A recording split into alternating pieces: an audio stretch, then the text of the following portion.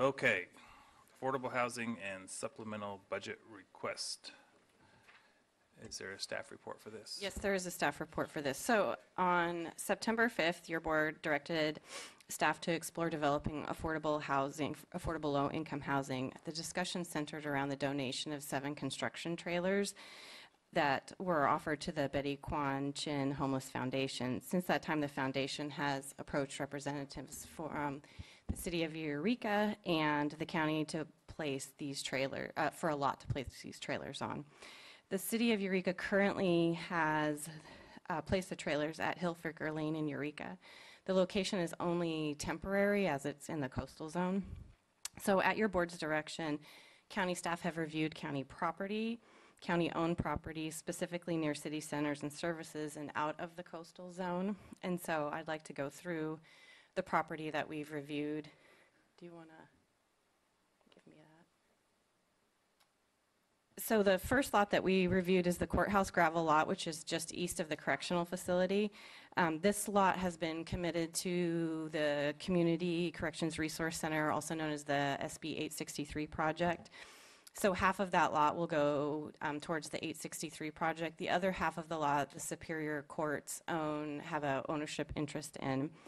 However, this lot is close to public services and employment opportunities. Uh-oh. There we go. Okay. So then we also reviewed Lucas Street property, which is in Myrtletown. This is 6.4 acres, zoned apartment, professional, and greenbelt open space. Your board should be aware that a December 15, 2008 study titled Lucas Street Affordable Housing Feasibility Study was conducted and discusses the necessary steps that would need to be taken to develop this parcel. And it mentioned that that could take 3 to 5 years.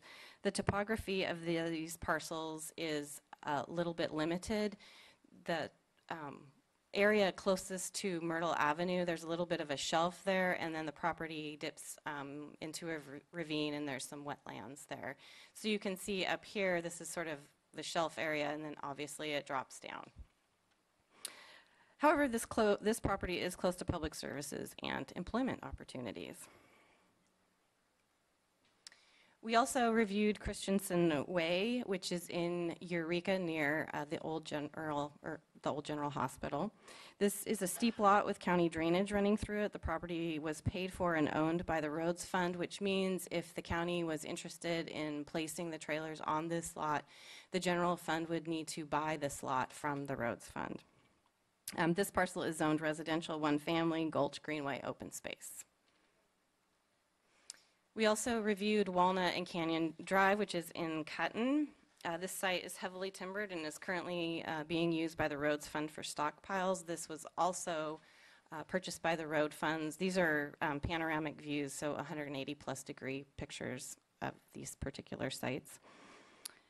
Again, this is also owned by the Roads Fund, so the general fund would need to purchase the property. This location could possibly fit 2 of the units and then possibly 2 more if there was some additional work done to the lot. This parcel is zoned residential, 1 family. We also looked at Walnut Drive and North Ridge Drive. As you can see, there's not a lot of room there, and so we didn't do a lot of analysis on this particular lot. It's relatively tiny and could potentially be used for a small parking lot for the McKay track. Beechwood Drive in Cutton is also another lot that the county owns. This is a steep lot with county drainage running through it. This property was again paid for and owned by the Roads Fund. There appears to be a possible spot for 1 or 2 units. And there also appears to be some fill and evidence of some stability issues on this particular lot. This parcel is zoned residential, 1 family, Gulch Greenway open space. So that is the county property out of the coastal zone near city centers that we did review. So whether your board determines if county-owned property is appropriate for this project or not, the foundation and the city are requesting a financial contribution to this project in the amount of $100,000. So included in staff's report is a contribution from the general fund to the city of Eureka. And should your board approve staff recommendation number 2, we would need to return to your board with a contract between the county and the city of Eureka for these funds. So in addition, so whether your board finds any of these properties suitable, you may want to reach out to the community to get their input on these particular pieces of property.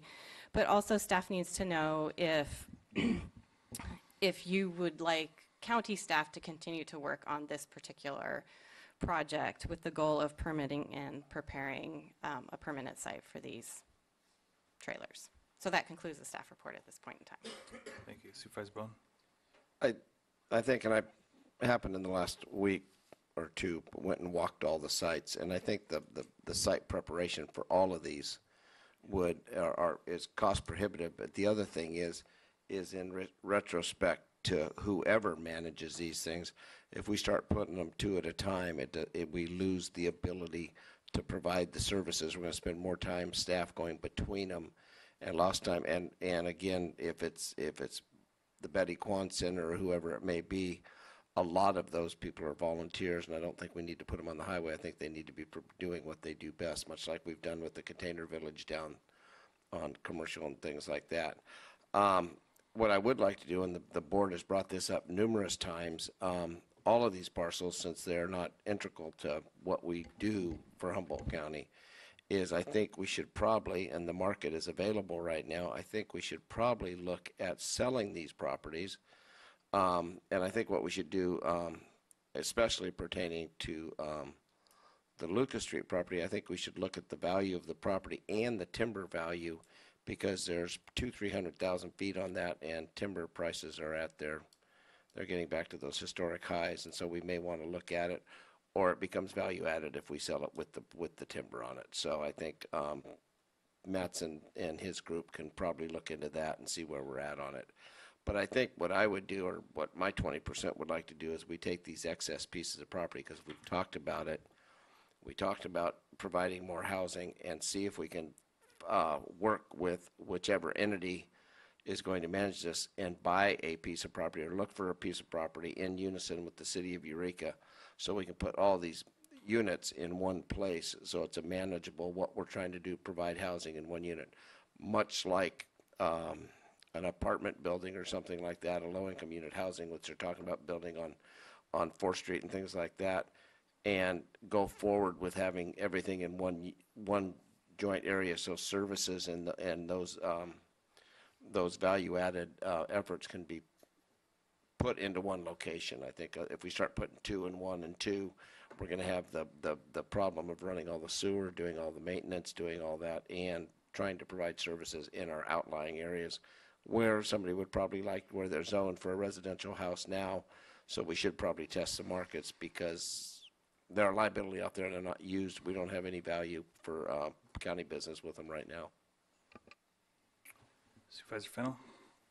So one of the, aside from the first and second recommendation, you also have an alternative recommendation, which would be to appraise and sell the Lucas Street property in specific, and proceeds from that sale would go generally to the, typically to the general fund, but we could direct staff to actually allocate the proceeds to an affordable housing project. So I think what we should do is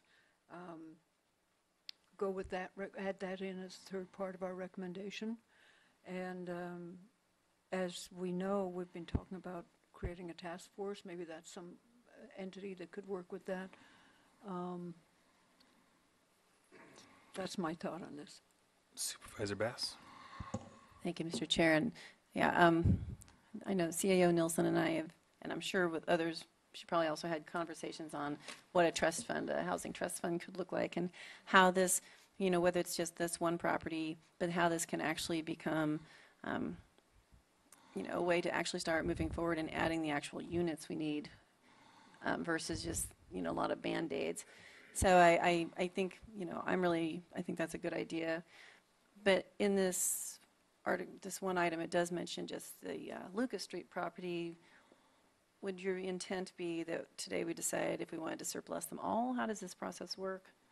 or how do you see this working?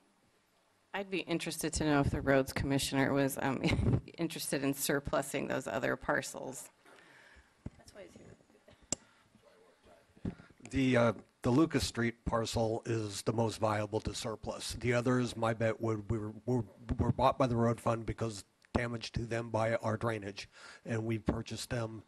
The one specifically has major sliding on it, and it'd be very hard to build. The other we have drainage pipes right down the middle of, frankly, to contain the county drainage, and probably because it caused damage. We did look at harvesting on Lucas Street, even with the current market, because of many of the issues with wetlands, et cetera.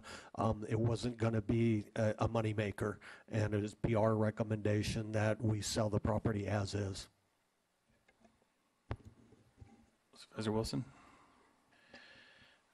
So I concur with that recommendation, which is to sell the Lucas Street property and place that money into a newly created affordable housing fund. I wouldn't put it necessarily to a specific project yet. I think that should be to be determined, but it's a good step in creating that fund.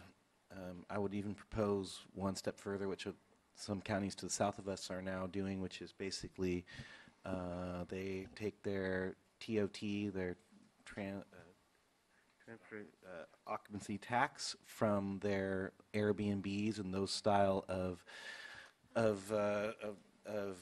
visitor places, in terms of those ones that are taking housing stock out, and they're putting those into their affordable housing funds now because of the impact of that. And I would propose that maybe we could, if we're going to create an affordable housing fund, that would be an ongoing source for that fund.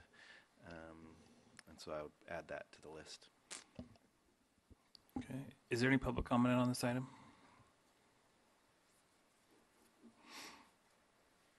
Ditto to what all of you said, especially Rex, since he talked the most. I guess that's the biggest ditto. And Philip Smith Haynes, Amy, I had to do that, sorry. It's great to see this being repurposed. I would like to see maybe next time if you can get some coastal money available for a feasibility study and get your coastal parcels pre-permitted for any uses you want, so we're not in this position now, so that any time we can use it for this or other needs you have, because we always seem to be coming up against that for property within the coastal zone. Totally support selling it off and getting something more appropriate. The other thing, I don't know whether it was addressed, but you have a couple other sites you're looking at for acquisition or have already acquired. One is the one out where the Kmart used to be. A portion of that is in the coastal zone, a portion's not. So that parcel might be something to look at. Just, the other thing is in McKinleyville, you have a parcel there where you're already planning on putting services there that would be the same services needed, and I don't think that's in the coastal zone, and I didn't know if you have room or adjacent property to that. So I do understand having it by services. I think that's critical, but I appreciate your thought in moving something in this direction. It's imperative. And then maybe we can get the zoning done so I can do 100 affordable senior houses with tribal preference on my 2 lots. So anyway, we can work on all those things, and as a team, I think everything you've mentioned here are really good ideas. Thank you. Any other public comments? No? Okay, we'll close public comment. And what? Okay, go ahead. I would also like to ask that we not have staff work on this anymore until the city of Eureka comes up with a location and the land use and building permits to house these, because I think we've exhausted our end of that, and unless there's something else we want to have staff do, we can be supportive, but until the city comes up with a location and has the permits to install the trailers, I think I concur with Supervisor Bone that these locations are not suitable, and even if you do 1 or 2 trailers, it's just not a manageable situation. Supervisor Bass. Thank you, Mr. Chair. I'm Yeah, I don't want to have us like wasting staff time, but I also don't want to put a blanket restriction on, when you say not to work on it, does that mean don't go to the meetings that we have? I mean, there's different levels of working on it for staff, so I would actually look to staff to be kind of the experts of what Okay. Supervisor Bone looks like he has a question on it, sorry. Well, I think we're in this together. I don't think it's us or them. We're co-opted. We may be able to, if we can sell the Lucas property, we may find a place in the unincorporated areas that the city of Eureka will work with us on. I don't think the burden of citing this is completely on them. Again, the biggest part of the issue lies in the core of Eureka. So I mean, so it makes more sense that we would try to be in the basic services and the centralized services are here. So I'd hate to just say we're not going to do anything because we've been working in tandem, and the efforts by both teams have been pretty good. I think it's just we have more players because we have the DHHS team and run the countywide services, which encompasses the city. And I concur with Rex. Supervisor Fennell? So what I would like to do is to move that we go ahead with the supplemental budget issue, which would be that we do a fund balance transfer of $100,000 to go into contribution to the city of Eureka. And then we asked staff to appraise and sell the Lucas Street property, and proceeds from the property sale to go to a trust fund for affordable housing project. I'll second the motion, but I'm going to ask for a small amendment, which is that we don't spend that money or we only allocate it or give authority to spending that money only after the city or us or somebody actually gets the permits to actually do the project. And so I want to know, are we spending money, what are we going to spend money on? Let me ask Amy first. The money would be spent on preparing a site. So his amendment would that hurt moving this thing forward? Not necessarily. The issue is that we don't currently have a site. So, this, does your board want to spend funds, county funds, on continuing to look for a site? Supervisor We're Bone? contributing I the would- $100,000 to Eureka. I think what we're trying, what I would like to see, the $100,000 goes towards preparation and purchase of a site, not for administration. I think we've already got that borne in. I don't want to say, well, we've only got $65,000 left because we've been working on the T's and the I's. I think we need to, it actually goes for the actuality of the site and the site preparation. I think there's agencies involved that are already funded that can support the looking for a site. The other thing is the importance of the $100,000 being transferred is it just shows we're going to be looking for matching funds, and I think it shows that the funds are there, not that the funds might be there. Okay. And then on Lucas Street, would it make sense that, I know there was, in the staff report, it says that there was a feasibility study done for affordable housing there, so I don't know what that study says, but if there was a possibility for an affordable housing project there, perhaps we could encourage that somehow through this? I'm not sure. No, there's surplus regulations that won't allow the affordable housing project without subdividing, and you can't subdivide without knowing what is on the property, and I think that's California Constitution Article 34. So it's, as Director Madsen suggested, if you want to surplus Lucas Street, you just surplus Lucas Street. Okay. And I think if everybody remembers right, this is on the side of the road that was going to be the future home, the Boys and Girls Club at one time.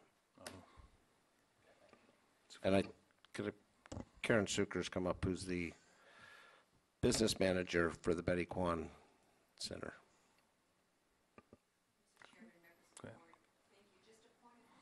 Is your microphone on? There it is. There we go.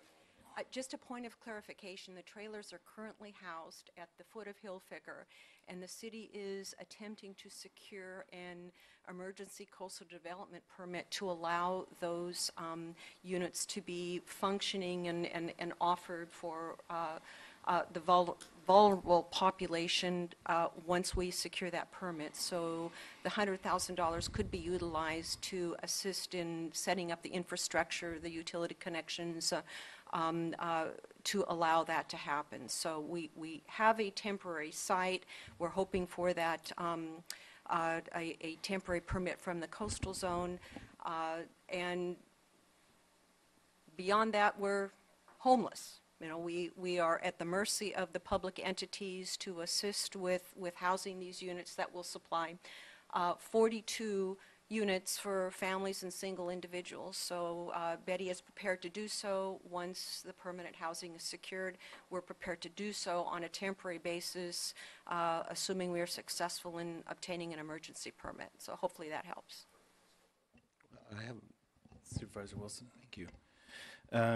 So, you know, one of the concerns that I've heard over and over again from folks that are also in the world of providing these services is that there's a concern that these trailers don't meet, you know, building standards by which then we can use basically our rental subsidies for folks. That's one kind of concern. And another one is that there's no that the folks chosen to go into these are basically hand-picked people, that there's a potential for discrimination, I guess, in the way people are chosen to go into these, which is fine for private organizations, but when the public puts money into these types of things, these concerns can arise. Can you address both of these questions that kind of keep coming up? And I mean, I support what you do. I mean, I think it's great, and I support the outreach into the private sector that you guys have been able to pull together. But when we're asking for public funds, suddenly we're, you know, those folks that are also asking for public funds have these layers of things they have to meet, building standards and basically, you know, not really having filters on who they take in. So can you address that for the folks that have those concerns? Well, I can say that we have done preliminary budget figures, and thanks to the support of the Rural Communities Housing Development Corporation, and we have Rebecca Nielsen, the regional manager here. They are prepared and actually anxious to operate this facility on behalf of the Betty Quan Chin Homeless Foundation. We have run budget figures, and once the infrastructure is up and running, we feel that we can break even without requiring housing assistance funds. And that also allows Betty to continue the services in the manner in which she has successfully demonstrated she can do so. She's looking forward as a staging from the current shelter housing, from the village housing, to the next step up to allow the individuals to then demonstrate they can pay rent on a timely basis. They will all be rent charged depending on the level of income, can demonstrate successful rental to allow these individuals to qualify for permanent housing. So it's the next level up is what this opportunity presents. So I don't know if that answers all your questions.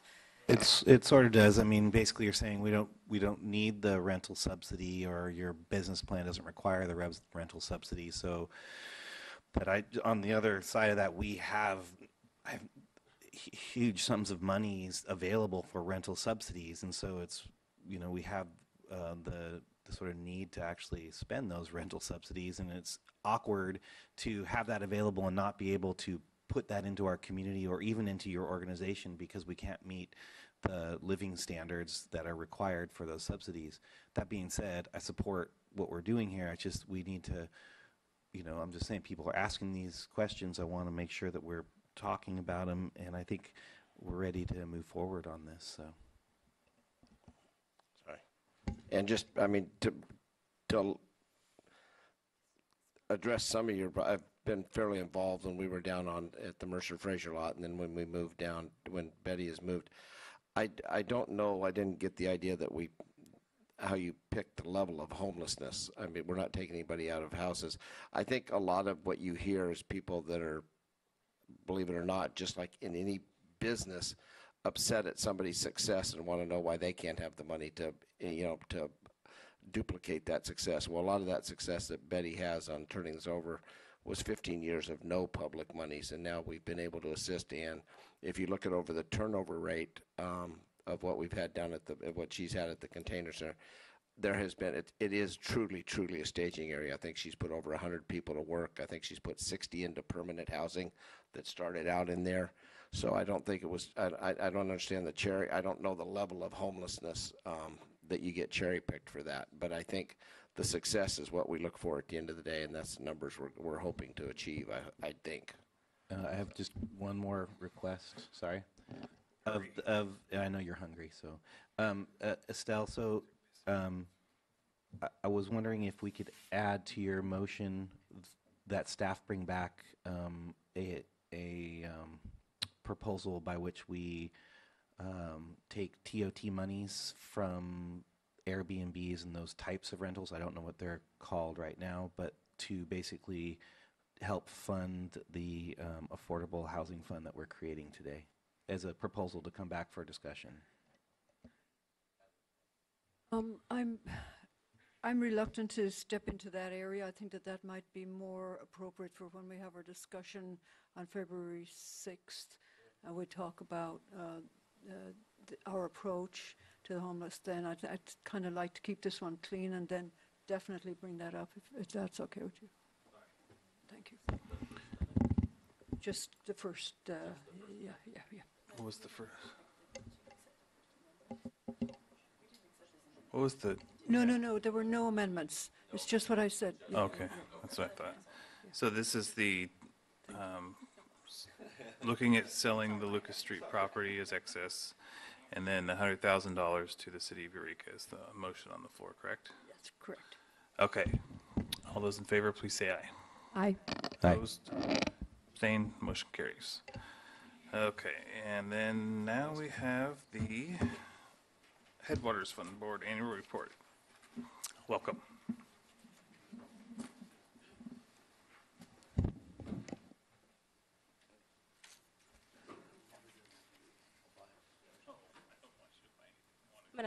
I'll go ahead and just start really quick while Karen's getting that. I'm Diana Rios. I'm the chair this year for the Headwaters Fund Board. There's two other board members that are here, Buzz Webb and Chuck Ellsworth.